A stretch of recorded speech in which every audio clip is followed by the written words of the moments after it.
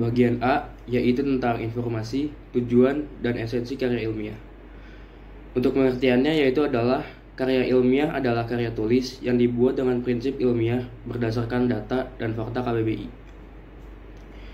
Karakteristiknya itu ada 3. Yang pertama merupakan hasil kajian literatur atau laporan pengamatan. Yang kedua yaitu membuat pemahaman penulis tentang isu yang dibahas. Dan yang ketiga adalah menampilkan kemampuan yang meramu informasi dan karya tulis. Lalu kita masuk ke ciri-ciri. Yang pertama ada sistematis, yang kedua ada logis, yang ketiga ada kebenaran yang dapat diuji, yang keempat ada objektif, dan yang kelima adalah ditulis dengan kebahasaan yang baku.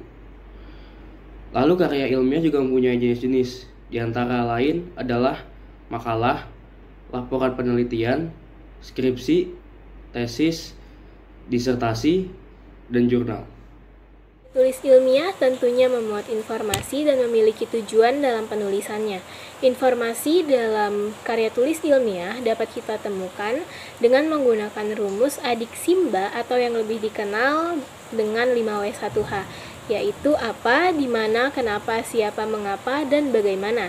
Dan antara lain tujuannya adalah untuk melatih ide hasil penelitian dalam bentuk yang sistematis serta ringkas, sebagai wahana transformasi pengetahuan antar sekolah dengan masyarakat, sebagai motivasi untuk siswa untuk dapat menjadi produsen karya tulis ilmiah, bukan hanya menjadi konsumen, dan membuktikan kemampuan dan potensi ilmiah siswa, serta sebagai ajang untuk melatih kemampuan dasar penelitian siswa.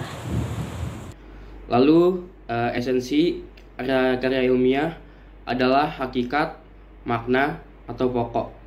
Esensi juga dapat diartikan sebagai manfaat.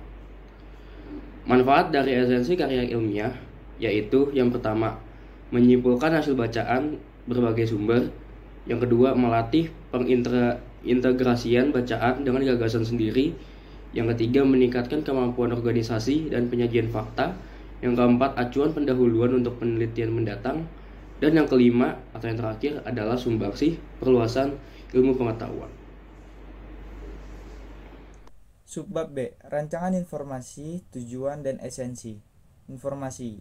Informasi penting yang terdapat dalam karya ilmiah dapat ditentukan dengan membaca karya dengan seksama maupun dalam forum diskusi. Tujuan. Tujuan dari karya ilmiah yang telah dipublikasikan adalah untuk membuka ruang diskusi antar penulis dengan pembaca. Esensi. Hakikat ruang atau forum diskusi adalah untuk menjabarkan informasi karya ilmiah dengan lebih lagi. Diskusi dapat dilaksanakan secara resmi maupun tidak resmi. Sekarang kita masuk ke subbab C, yaitu sistematika karya ilmiah dan kebahasaan karya ilmiah. Karya ilmiah dapat disajikan dalam 3 bentuk, formal, semi-formal, dan populer. Populer adalah karya ilmiah yang suatu karya ditulis dengan bahasa yang populer. Yang kedua adalah formal. Karya ilmiah berbentuk formal disusun dengan memenuhi unsur-unsur kelengkapan akademis, seperti A. Bagian awal, bagian utama, dan bagian akhir. Yang ketiga ada semi-formal. Secara garis besar, karya ilmiah bentuk semi-formal meliputi unsur-unsur berikut: halaman judul, kata pengantar, daftar isi, pendahuluan, pembahasan, kesimpulan, dan daftar pustaka. Unsur-unsur dalam sistematika karya ilmiah. Yang pertama ada topik, judul, pendahuluan yang dibagi menjadi 4 bagian, latar belakang, rumusan masalah, tujuan penulisan karya ilmiah, dan manfaat penulisan karya ilmiah.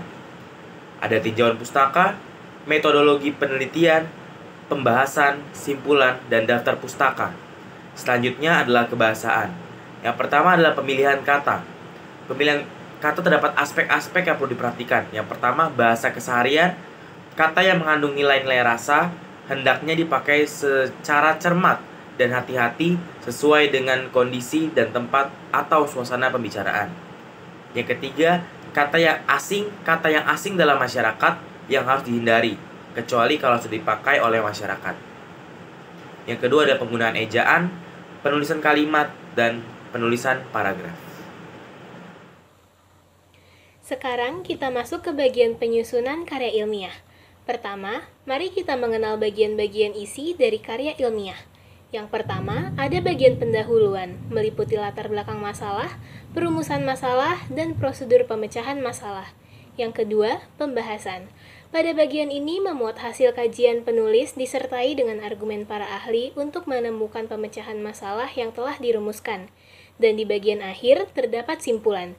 Berbeda dengan ringkasan karya ilmiah, simpulan mengacu pada permasalahan yang dirumuskan di awal dan disertai dengan acuan daftar pustaka yang dapat berupa buku terjemahan, makalah seminar, skripsi, tesis maupun disertasi, artikel dan jurnal, maupun yang bersumber dari internet. Setelah itu, mari kita mengenal langkah-langkah proses menyusun karya ilmiah. Yang pertama, menentukan topik atau tema karya ilmiah, yakni permasalahan yang akan dibahas. Setelah itu, membatasi topik karya ilmiah agar pembahasan nantinya tidak menyebar terlalu luas. Setelah itu, kita akan menentukan masalah dan tujuan dari topik atau permasalahan yang kita angkat.